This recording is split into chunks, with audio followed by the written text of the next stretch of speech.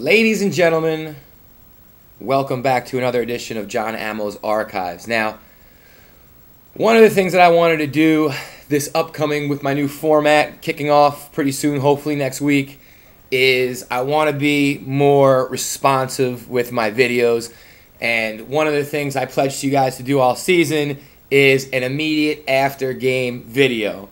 So this being my first immediate after game video happens to follow a loss. So I'm sure it will appease a lot of you who say that I never eat crow, because for whatever amount of crow Jon Amo eats, I suppose I'm about to go ahead and do that. But let me get this rant off my chest. So I saw this was a tough game to watch. I just put it on mute. There's about 5 minutes left. Basically, I just made some notes. So what I'm going to do with my first after game rant video is I am going to just read from my notebook and then elaborate on my notes and kind of tell you my thoughts in the game. And boy, was this an ugly game, ladies and gentlemen. Holy cow, could I have not gone without this game? I'm still a little bit of a emotional wreck about it. Boy, Andy Reid, like, really needs to check himself, and there's some obviously other things, like the main thing, you know, Michael Vick got killed out there going into the fourth quarter. He had already gotten hit 17 times. This guy is got crushed by the defense, and I'll say, you know, hats off to the Arizona Cardinal defense. They played phenomenal. There's one linebacker on the team that just stepped up the entire game and was all over Michael Vick. And so, yeah, Michael Vick got killed the whole entire game. He had absolutely no protection. Now, so one thing I wanted to talk about was, you know, obviously we're pretty much out of the game anyway, and I missed the end game, end of the half, 92-yard punt. I guess there was a Deshaun Jackson fumble. I missed that. I stepped out for a second.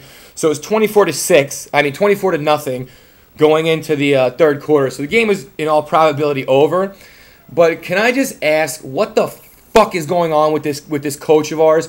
He's still running the ball with, you know, where we just scored on 2 consecutive field goals. We still have an outside shot. I believe with 12 minutes left in the fourth quarter, Andy Reid is still running the football. So I just have to question the conventional wisdom in, you know, there's a little bit of a chance of a comeback there, and he's running the ball, and the announcers must have picked up on it like 4 or 5 times, and he only ran the ball with McCoy four times in the first half.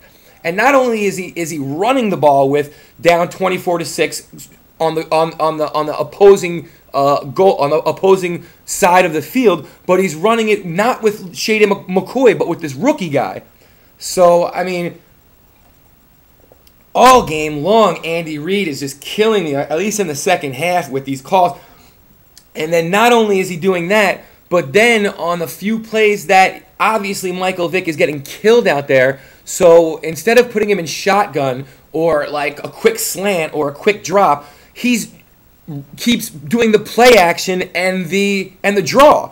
And so by the time Michael Vick is faking the handoff to Shady McCoy, he's getting crushed by the defense, and it happened like 4, 5, 6 times. It's like, I don't understand how many times you need to learn before, like, I don't get paid a lot of money as far as, like, compared to Andy Reid, you know, but I will take a generous offer, much less than Coach Reid is making right now. If you guys, like, continue this and can't figure it out, you know, let's all as one write some emails to the Nova Care Center, and let's vote Jon Amo for president. But so let's get on to my notes. That was my first note with a big star next to it. Michael Vick is getting killed. What the F? No protection. Okay, so my second point that I have on this notebook: why is Deshaun Jackson not returning punts? Like, who is this guy that, again, killed our momentum, completely killed our momentum? The defense actually played pretty well. One of the touchdowns was off this guy, or maybe it was a field goal, off this rookie Johnson's fumble when he's returning the punts. I mean, we had one of the most effective. Isn't this why we paid Deshaun Jackson $50 million? I'm not saying you got to use him every single punt, but we're not going to use him at all now? I mean, like, seriously, this is where we're going with this, all right? So you could see the brilliance of Andy Reid. He's not using our number one effective guy at his number one position. So whatever. So the turnover killed us on that. Kevin Cobb's first touchdown was complete nonsense. Like, I'll give it to Kevin Cobb in the second half. He did manage the game well.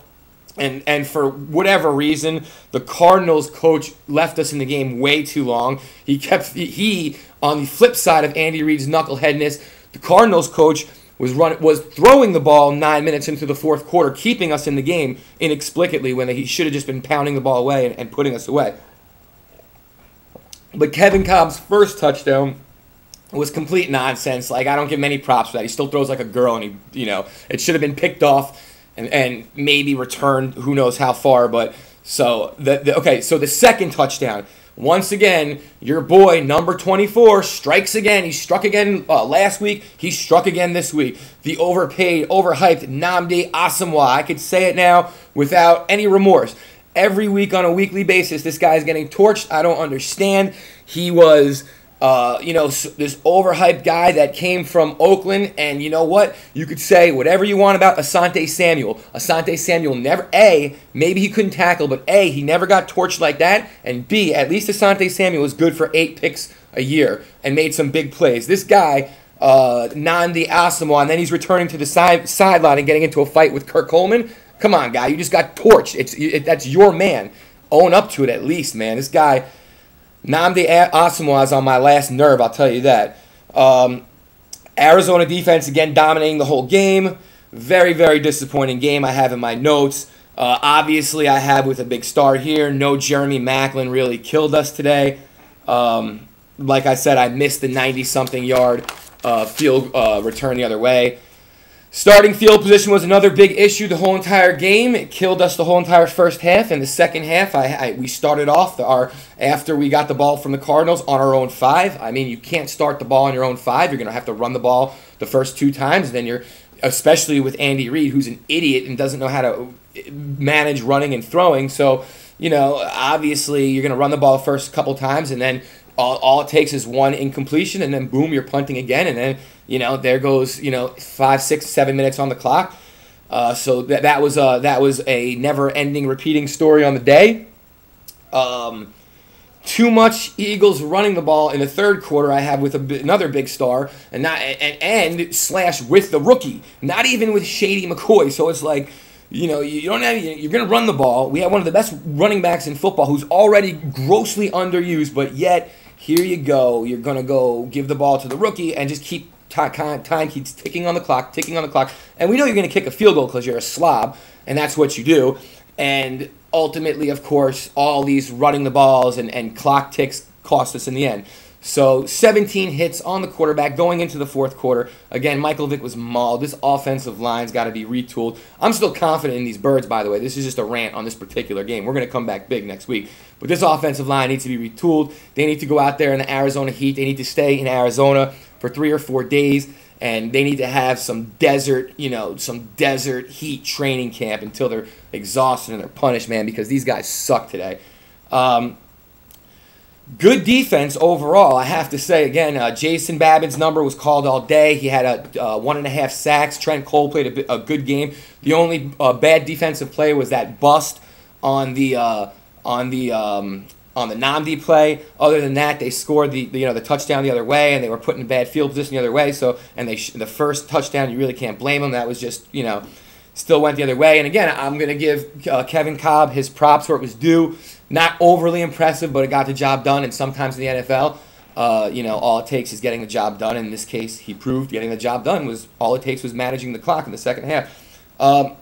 So constantly, the announcers kept mentioning it, and I'm saying the same thing. Why are they still running the ball in the third quarter? And like I said, and Shady McCoy only had 4 carries in the first half. Well, I don't understand the basic logic of this, and maybe I'm repeating myself, but it's good that I am because I want to re-emphasize the point of what a dumbass Andy Reid is. So, and then again, he keeps faking draws and play actions, and it's on third down. On third down, he did this, and on third down, down 24-6, he had a play action pass in the third or fourth quarter, whatever it was. It's like, where is the logic behind that? I just don't understand this guy's logic sometimes. Why not put him in shotgun? The guy's getting mauled out there, dude. Put him in shotgun. Run and shoot, man. So that's basically my rant and my rap on the Eagles game today. Very, very, very disappointing game. But on the flip side, you know, it's good for me because it gets, you know, I'm going to do this all season long. So for everybody who says I bail, stick with me this season. Jon Amo's Archives is going to new places that it's never gone. And this is part of the way I'm going to do it. So thanks for watching. This is Jon Amo from the Archives. This is my rave about the Eagles after game loss to the Cardinals. And I'll be back shortly with a Week 4 preview.